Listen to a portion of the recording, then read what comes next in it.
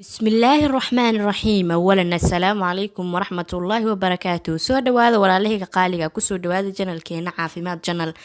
haddaba hore waxaad iiga baratay barnaamijyo caafimaad oo aad u xiiso badan maanta maxay idin wadaa caafimaad channel waxaan idin wadaa si fudud oo isaga daaweyn karto heergabka adoo gurigaaga joogin uma baahnid wax daawo ay wax kaniiniya uma baahnid dambe inaad qufacdo kaliya waxaad u baahan tahay laba shay asxaabteyda qaaliga aniga waxaan soo tijaabiyay waxaan aniga soo isticmaalay waxaan ku soo fiicnaaday insha Allah waxaan jeclahay barnaamij walbo caafimaad oo tayadiisa la hubo oo wax xaqiiqo ina idin la wadaago hadaba maxaad u baahan tahay waxaad u baahan tahay laba shay oo kaliya labadaas shay waa sanjabiil iyo liin dhanaan qaabkee u isticmaalaysaa sidaan ognahay sanjabiisha faa'iidadeeda ma aha wax la koobi karo sanjabiisha dumarka caadada ee ka wareersan tahay walaalahayga qaaliga ah aad ayaan ugu dhiirigelinayaa dumarka ee caadada ka wareersan tahay sanjabiisha waa wax ugu fiican ay isku daaweyn karaan hadii caadadaada qalqalkaaga jirto waxaad isticmaalaysaa sanjabiisha waqtiga caadada aad filayso labada isbuuc ee ka horeyso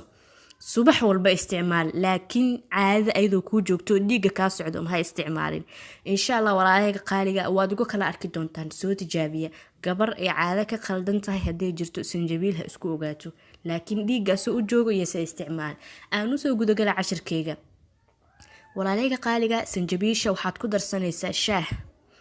ama biyo cad ayaa dabka saaranaysaa markay ku karkaraan sanjabiisha ayaa ku darsanaysaa waa cabaysaa haddaad biyaha cad ku cabi karin waxaad ku darsanaysaa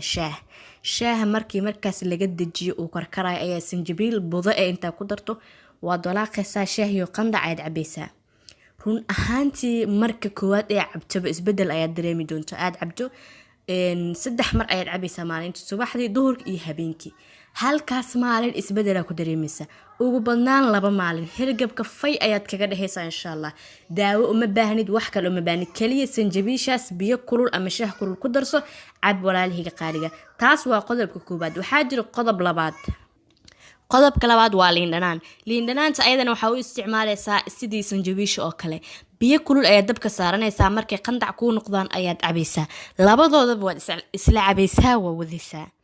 liin dhanaanta qofkan heli karin sanjabiisha oo kaliya wuu ku ekaan karaa laakiin sida fiican ama afdalka ama sida wanaagsan waa inaad labadoodaba isla isticmaasho liin dhanaanta waxaad u isticmaalaysaa biyo ayaa dabka saaranaysaa markay qandac ku noqoto liinta ayaa ku dhiiqsanaysaa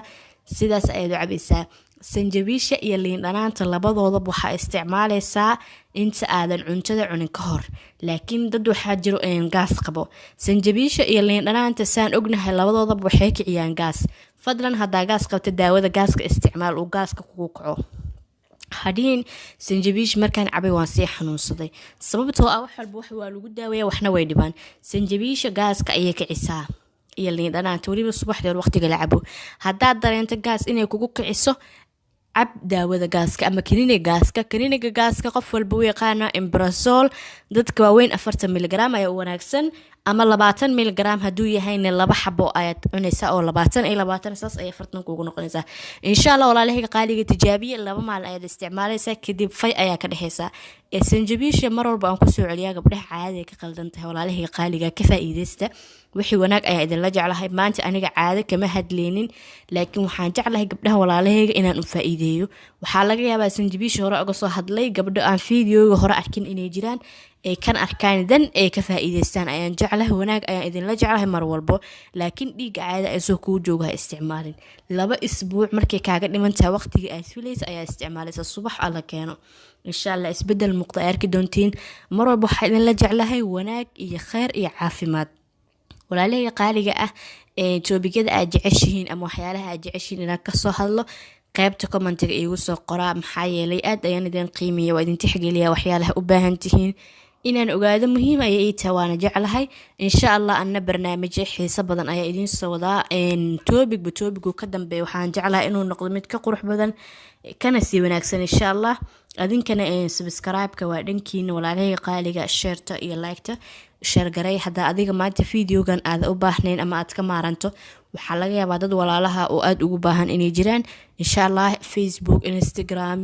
YouTube meel walba ku share garay walaalahayga WhatsApp email insha Allah support gareeya anigana insha Allah barnaamij caafimaad oo xiiso leh oo midba midka ka dambeeyo ka qurux badan yahay ayaan idiin soo wadaa insha allah. barnaamijyadeena waa tixano, waa habeen dhaaf ayaan usoo gelinayaa insha allah. waa mahadsantiin walaaleyga qaaliga. wasalaamu calaykum waraxmatullaahi wabarakaatu. aad ayaad u mahadsantiin in badan.